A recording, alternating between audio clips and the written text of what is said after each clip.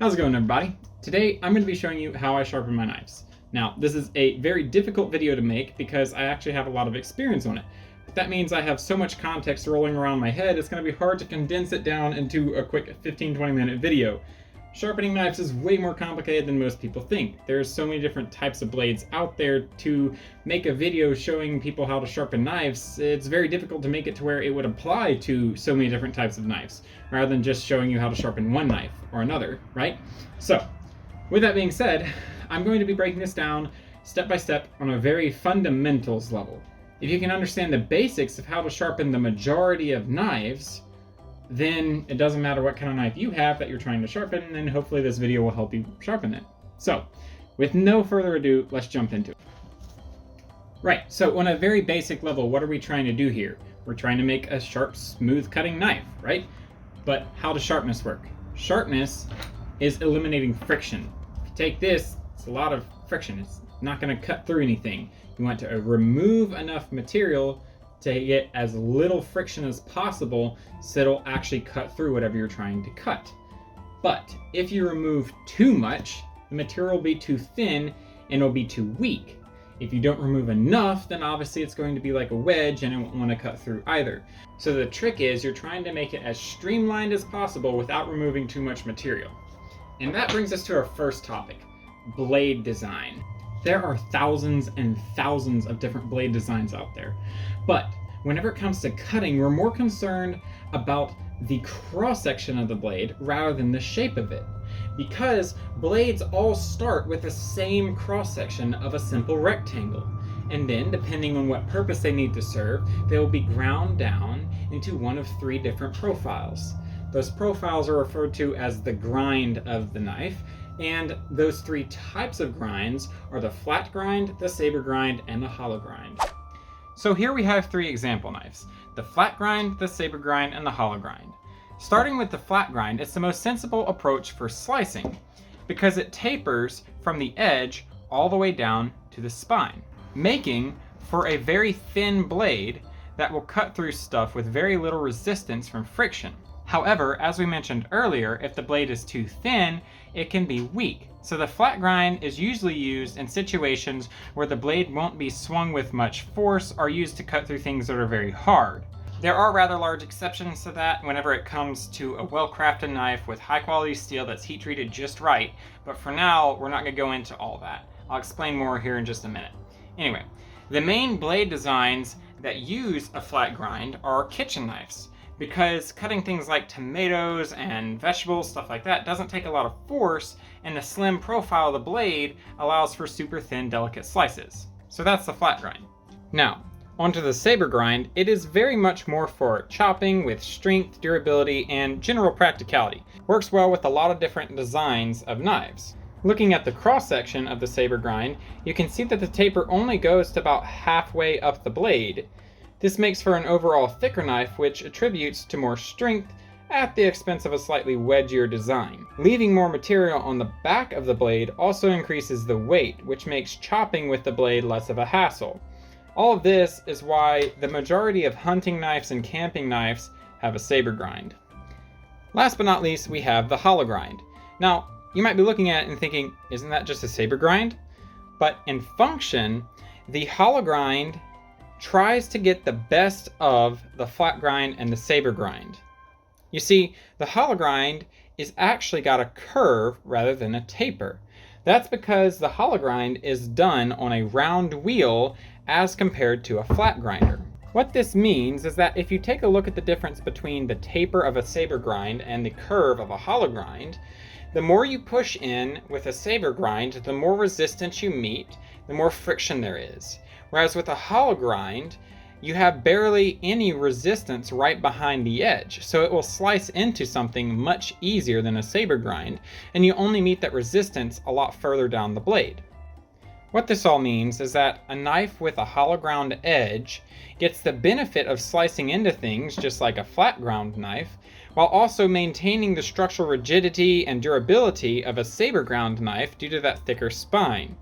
However, hollow ground knives are not nearly as common as saber ground knives because it's very difficult to get that hollow grind with a machine, and it takes a rather skilled craftsman to do it.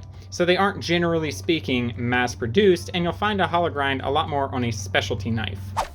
Okay, so there's the 3 basic knife grinds. Every other grind that you see out there is pretty much a slight variation of this. Now, with that being understood, you might think that we're about to hop into sharpening, but there is one more thing that we need to go over. You see, in the same way that a blade is actually ground to a profile, the actual small little cutting edge is sharpened to a certain profile as well.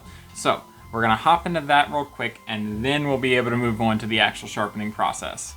All right, so we're gonna be looking at our example knives again, specifically at the edges. Now, if you look at this one right here, you can see the edge is rather pronounced. You can see it quite clearly. It's a rather big cutting edge. Whereas this one is a lot harder to notice. It's just a small little glint on the edge of the blade. Very small cutting edge. And then this one right here is almost non-existent. Right, so fundamentally speaking, if you take a knife that isn't as good quality, the steel isn't quite as hard, what you have to do is take the grind and leave some meat on the edge right there, and then you go in with a smaller little grind, like that, to actually sharpen it. Now, the problem with this is you're taking a design that already has quite a lot of friction, and you're adding a small little wedge on the edge of it. So it'll still cut, and it will kind of last some time, but the problem is, whenever you do this, you add unnecessary friction, and it makes it to where the knife won't cut nearly as smoothly. Now, if you look at this knife right here, this knife is very high quality steel that has been heat treated just right. So the grind is actually tapered all the way down to a very fine edge and then rounded off to sharpen. This is what's called the appleseed edge. Whenever you take a saber grind like this and you put a wedge edge on it, you're adding unnecessary friction. If you were to take that and just slightly round off these corners, then what you're left with is an appleseed edge. So you still have that thickness on the end to be able to hold up over time, but there's a lot less friction whenever you go to cut into something. It flows around the blade in a much more streamlined way. So everything that you go to cut with a knife with an appleseed edge will slice a lot smoother, cleaner, faster. It's just overall a better cutting edge. So, we're trying to achieve this appleseed edge. But there are so many different types of knives out there, and the majority of them come with this little wedge edge. And what happens if you run across one that actually has a good appleseed edge already? Now is where we actually start digging into the sharpening process itself, so that whatever kind of knife you have, whatever kind of edge it has already, you can sharpen it. Now, whenever it comes to sharpening knives, this, I would say, is the most common go-to method. It is a whetstone. And there's a reason it's the most common used, but there's also a reason why I personally don't use it. So this is most commonly used because most common knives out there have a wedge edge, right? But that's not what I'm going for. I want an appleseed edge. Appleseed edge is so much better than a wedge edge. If you take a flat wedge edge on this flat grindstone, you can sharpen it, but if you don't do it just right, what you end up doing is actually making that wedge more pronounced. You're sharpening the very edge by steepening that wedge. This is a lot of wedge and edge together. It feels weird to say, but long story short, if I have a knife that has an appleseed edge, I can't very well sharpen it on a whetstone without creating a wedge edge and defeating the purpose. And if I have a wedge edge, I can't fix it and make it an appleseed edge. I need something that will conform to whatever type of edge I have already and improve it into an appleseed edge. Well, that right there is the answer. This is how I'm gonna do that. You see, by using a little buffing machine like this with the right wheel and the right compound, it doesn't matter what kind of knife I have, because this is a soft wheel that will conform to the shape of the blade and hone it. With the buffing process, you're going to start with a very rough wheel with a rough compound on it. Go to a slightly smoother kind of medium wheel with medium compound on it. And finish with a very smooth cloth wheel like this. Alright, so we know the basics about the wheels we're going to be using, but what about what we're going to be putting on the wheels? And that's where we come to compounds. Here I have 3 different examples because that's all I ever really need. There are tons of different cutting compounds out there, polishing compounds, jeweler's compounds, all that other stuff. But I, generally speaking, use only about 3. That's all you really need. 3 steps. Rough, kind of rough, and super polished, super smooth. Now, in case you're not familiar with the way that compounds work, you have tiny little grains, just like with sandpaper, embedded in this wax. Then you take a wheel that's spinning super fast, and you hold the compound to it. What's going to happen is the friction is going to start heating up and melting the wax. That wax will seep into the wheel along with the grit. What you have then is the wax is hardened with the grains in it, but the cloth is still going to have a little bit of play to it. So you have something that can conform to different rough edges while also polishing it off using the grain that has seeped into the wheel itself. Now, you may have noticed I haven't really talked about the motor itself very much, and that's because it's not as important. It's not actually what's contacting the blade. As long as you have good buffing wheels, as long as you have good compounds, that's all that really matters. The only real requirement of the motor is that it has decently high RPMs. I would say somewhere in the neighborhood of 3,000 to 3,500, somewhere around there. And as long as the buffing wheels you're getting will fit it, make sure that the buffing wheels you get will fit very well onto the motor. As long as you can find those 2 things, high RPM, fits whatever buffing wheels you're using, you're good to go. Not too much that goes into the motor. Alright, so we know what motor we're going to be using, and we know we're going to be using 3 different types of wheels and 3 different types of compounds. So to make this simple, I'm going to go 1 wheel at a time from the roughest to the finest in the order that I would normally use to sharpen a knife. And with that being said, let's go ahead and focus on the rough wheel with the rough compound. Alright, so here's the rough wheel that I'm going to be using. And here is the rough compound. As you can see, I'm using 240 grit. Alright, so as you can see, we have a nice thick layer covering the sides too. Now this you want to leave overnight. You want to let it sit and harden. Alright, so it's been overnight. This is nice and dry. But before we actually start grinding away, we want to make sure we cover 3 safety things. First of all, you want to make sure that the placement of the grinder is right. You don't want it too high or too low. You want to be able to comfortably brace the knife against your stomach so that you have nice, solid control as you move this blade back and forth.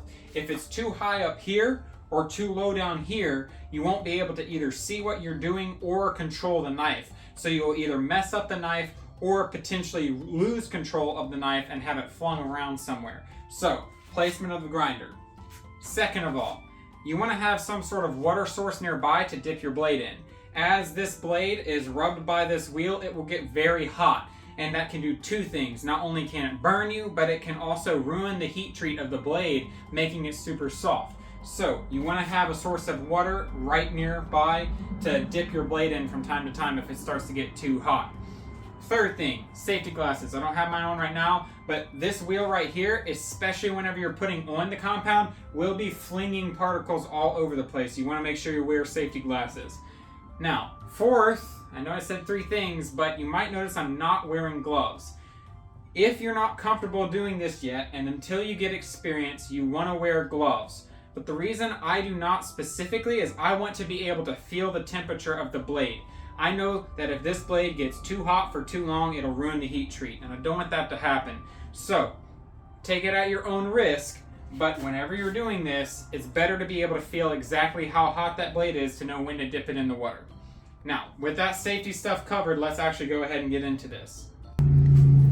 Alright, now I'm going to be using this old knife as an example, but keep in mind that the rough compound will completely scrape this black cover on it. If you have any kind of finish on the knife, this will scratch it away, and I'll show you what I mean.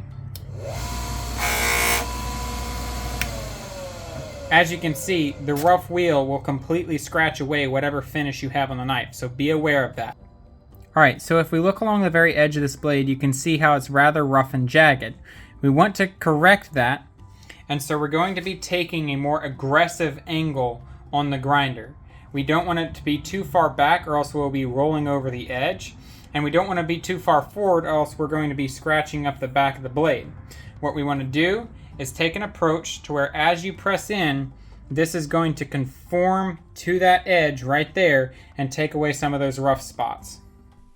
Okay, so the technique for this part is just to use smooth, steady pressure, go back and forth, pay attention to where the wheel is contacting the edge, and just try to work that wedge edge into a nice appleseed edge.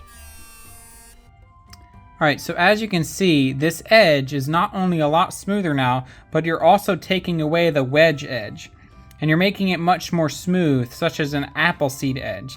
And if you look at the very end, you can obviously see there's some big dents that would have to be treated in a much more in-depth process. But for now, this should show you just how you can make the blade edge a lot smoother and turn it into more of an appleseed edge, which is much better for cutting.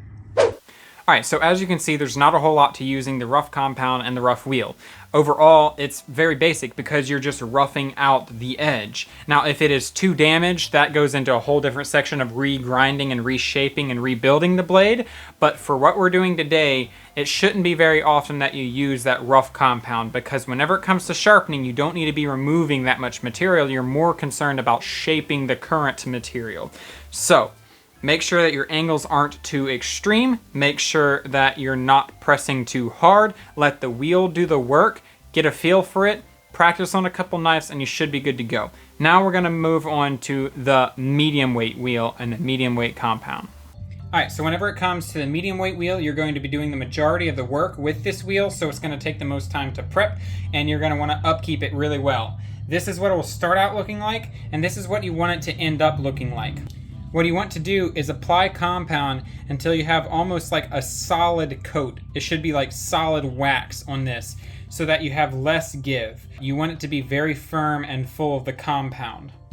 So here we have the compound and here's the wheel. You want to make sure that you're putting it on the right way. You don't want to be going against the grain. You want to be smoothly going with the grain. So this process can actually take quite a while, but you want to be patient, make sure you're using a lot of pressure, stop and start the grinder, and you might want to give it a couple minutes between layers for the wax to harden and cool. Alright, so this is a brand new wheel with brand new compound, so obviously it's going to take several uses to get it fully worked in where you want it to be at, but this is good enough to start with. You see it's got a nice solid layer on it.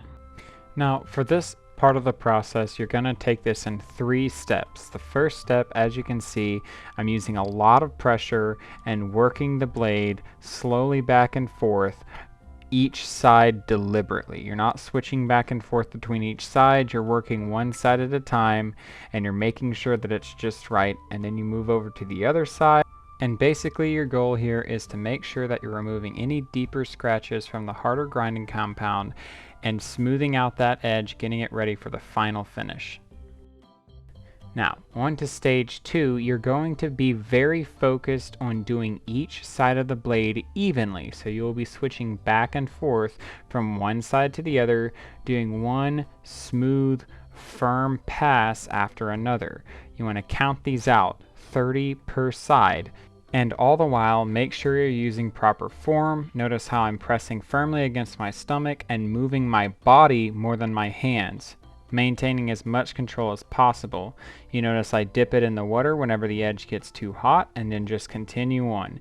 Smooth and consistent. Make sure that you're treating each side exactly the same as the other. You don't want it to be lopsided. Reapply the compound whenever you need to, whenever you notice it starts to get thin on the wheel, and just keep at it. This is a long process. Now moving on to the third and final stage, it's kind of hard to see on camera what I'm doing here, but basically I'm taking the pressure I was using in the second stage and gradually easing up. Each pass that I do gets lighter and lighter and lighter because the edge is getting thinner and thinner and thinner. Alright, so quick review before we move on to the third and final wheel. With the medium weight wheel, you want to make sure you prep it right, get the waxy compound nice and melted into the wheel, make sure that you have it nice and thick and uniform around the whole wheel. Second, the 3 stages of using the medium weight wheel are very important. Firstly, you're correcting all of the scratches from the rougher compound by applying a lot of pressure and making sure that you have your angle right because you're laying the foundation for honing the blade.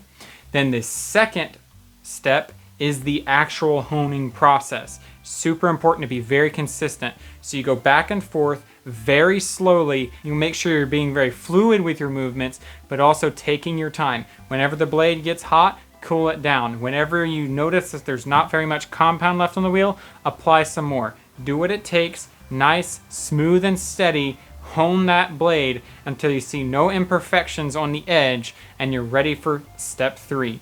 In the third step, you're going from that medium weight pressure and just gradually fine tuning it to where it's very little pressure on the edge at all, making sure there's no imperfections whatsoever. This is the final stage of sharpening because the third wheel is mainly just for polishing.